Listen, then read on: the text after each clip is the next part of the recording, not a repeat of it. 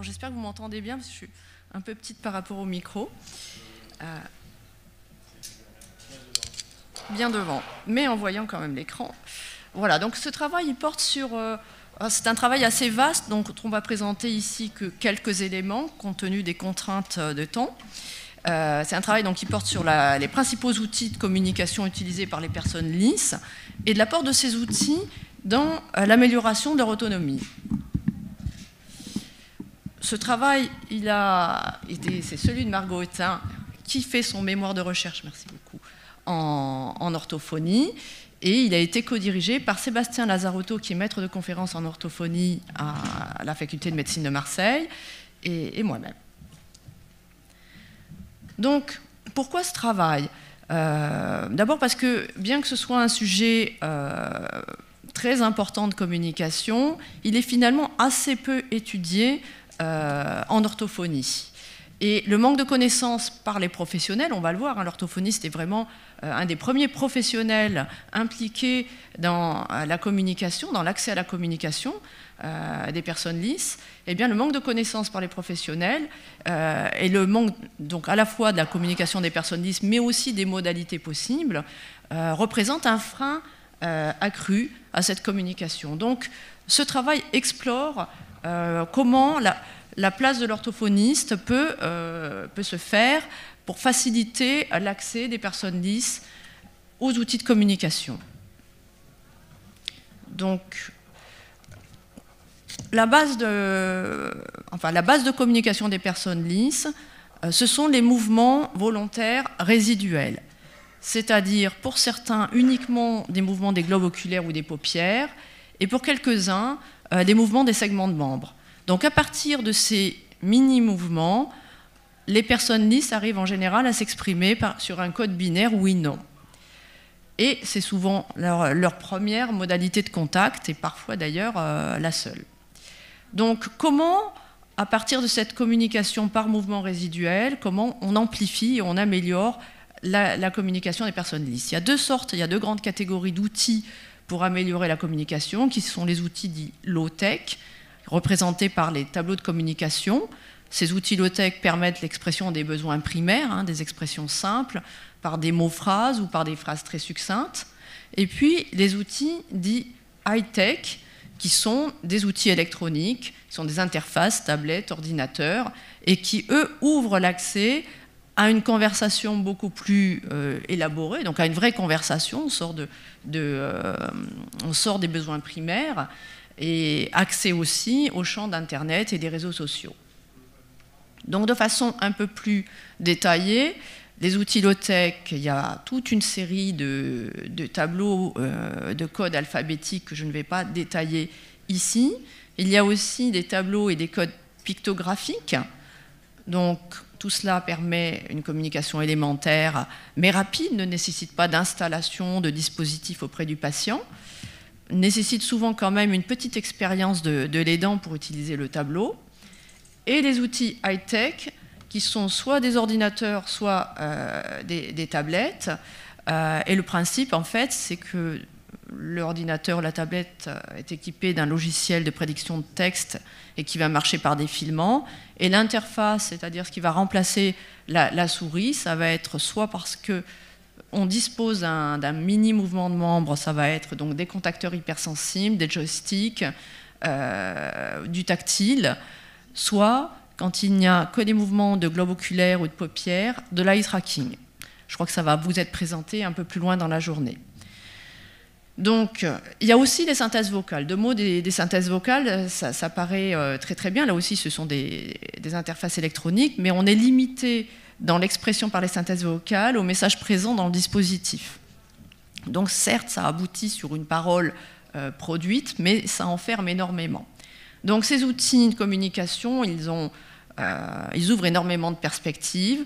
On va le voir. Ils permettent aussi de gérer la domotique, donc bien au-delà de la communication, ils permettent aussi d'être plus autonome dans son environnement pour certains, mais ils sont très onéreux, ils sont l'objet de pannes, ils ont leurs consommables, donc ils obligent à la gestion de consommables, ils sont encombrants et ils nécessitent d'être installés. Bon, après, il y a tous les facteurs contextuels et environnementaux qui influent sur la communication, qui va donc dépendre de la motivation et des habiletés des partenaires de communication, qui sont en général les proches ou les soignants, et de l'investissement des équipes dans cette communication. Alors, quel a été l'objectif de ce travail? L'objectif de ce travail, ça a été de recueillir par le biais d'un questionnaire des données actualisées sur la communication des personnes lisses en 2021.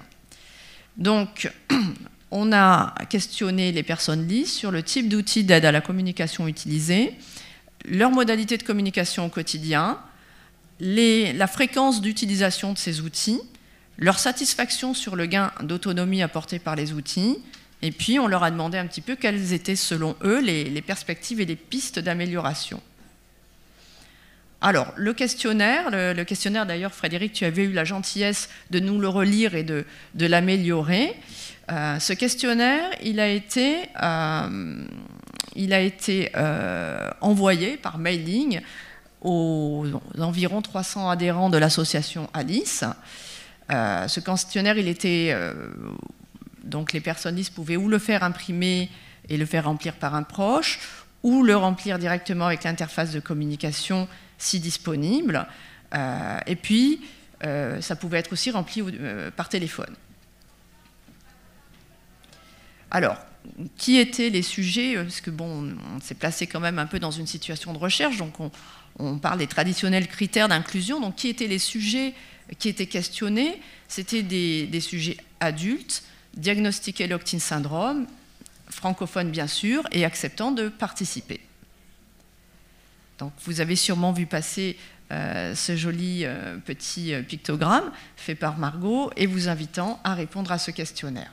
Donc rapidement, le questionnaire contient les traditionnelles données sociodémographiques, les principaux objectifs, les principaux outils et dispositifs de communication, mais aussi leurs modalités d'utilisation, leur fréquence, l'autonomie aussi apportée par ces outils, les modalités de communication au quotidien, parce qu'il y a les outils, mais il y a leur utilisation au quotidien, ce n'est pas forcément la même chose, et puis des questions sur les perspectives, notamment d'amélioration.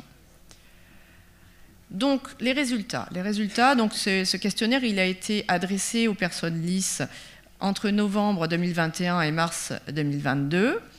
Et alors, il n'y a pas eu beaucoup de retours par mail. Et en fait, si on a pu rassembler 48 questionnaires, c'est grâce à l'aide indéfectible de M. Simon Setti, qui est peut-être dans la salle, mais avec mes lunettes, je ne vois pas de loin, parce que je vois de près, mais que nous remercions très très vivement au passage, parce que, en fait, il a beaucoup aidé les personnes lisses à répondre à ce questionnaire en faisant les interviews par téléphone.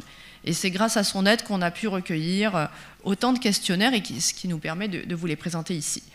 Alors, dans ces retours de questionnaire, on avait aussi des personnes qui ont des conditions proches du locked-in syndrome, mais qui ne correspondaient pas à la définition du LIS, soit parce qu'il y avait quand même une marge possible, même si c'est une marge partielle ou une parole possible. Donc là, on a vraiment centré l'exploitation des questionnaires sur les personnes LIS. Ce qui n'empêche pas d'extrapoler les résultats à des personnes dans des situations proches, bien sûr. Donc, les données sociodémographiques, comment se répartissaient ces 48 personnes qui ont répondu au questionnaire. On avait une petite majorité d'hommes, on va voir d'ailleurs pourquoi. Plus de célibataires, mais quand même 45% des personnes LIS vivent en couple.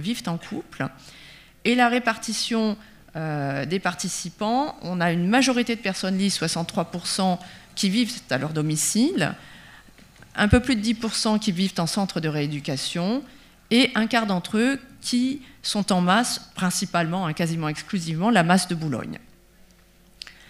Une personne LIS, et c'est très notable, travaille, et 2 personnes LIS envisagent de travailler. La durée moyenne du LIS était de 11 ans, donc ce sont des personnes qui ont une longue expérience dans le LIS, donc ça leur rend d'autant plus pertinentes les données que l'on produit. Et 64% d'entre eux ont un LIS vraiment sévère avec aucune mobilité résiduelle des membres. Donc tout se fait par eye tracking dans la communication avec les outils high-tech, où tout se fait par clignement de paupières, mouvement des globes oculaires. Donc les situations de communication les plus pénalisantes. Alors, l'étiologie des personnes LIS, c'est principalement 85% des accidents vasculaires cérébraux, et ça explique un peu la surreprésentation masculine des participants. Ensuite, les causes étaient très diverses. On avait 6% de causes autres, non détaillées. Et la deuxième grande cause, mais qui ne représente que 5%, ce sont les causes post-traumatiques. Alors, comment s'établit l'accès de la personne LIS à la communication? D'abord, font-elles l'objet, bénéficient-elles d'un bilan de communication? Oui, pour un peu plus de la moitié. C'est quand même pas énorme. 52% des personnes LIS ont un bilan de communication qui est réalisé en majorité par l'orthophoniste, mais juste derrière par l'ergothérapeute. Qui présente les outils de communication? Dans les 3/4 des cas, c'est l'ergothérapeute. Le suivi en orthophonie, par contre, il est bon, il est régulier, il est d'au moins 75%, que ce soit en centre de rééducation ou au domicile, et beaucoup plus à la masse, mais on a quand même ce qu'on appellerait un petit biais de sélection, puisque ce sont les personnes LIS accueillies à la masse de Boulogne qui est dédiée principalement au locked-in syndrome. Donc, on peut penser qu'effectivement, tout est mis en place au niveau des aides et des bilans. Alors, le principal moyen, le principal outil de communication... 3-4 minutes. Merci Frédéric. Le principal outil de communication, c'est le tableau de communication sur une courte majorité, 46%. L'outil technologique venant juste après 42%, mais on notera que 12% des personnes LIS n'ont aucun dispositif de communication.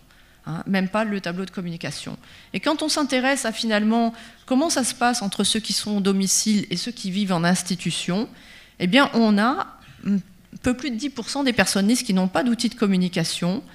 En institution, la moitié, bénéficie d'un outil technologique, un peu moins en institution. Donc, un peu moins au domicile, pardon. Donc l'institution favorise l'accès aux outils technologiques, mais quand même, on est étonné de trouver 10% de personnes LIS non équipées d'interface. Alors, un peu plus de la moitié des personnes LIS a plusieurs outils de communication, en général un outil technique, un tableau de communication, et un peu plus d'un quart des personnes LIS, 27%, souhaitent une amélioration de leur outil de communication, que ce soit sur son adaptation, sur l'accès à Internet, sur sa rapidité, sur aussi la performance de l'aidant, et puis la connexion à la domotique. Alors, le délai de présentation des outils, il interpelle aussi parce que finalement, 70% des personnes LIS se voient proposer un outil de communication dans la première année de survenue de leur LIS. Mais quand même, près d'un quart d'entre eux, c'est après 2 ans dans le LIS. Donc ça interpelle beaucoup et il y a une grosse marge de progrès. La satisfaction vis-à-vis des outils.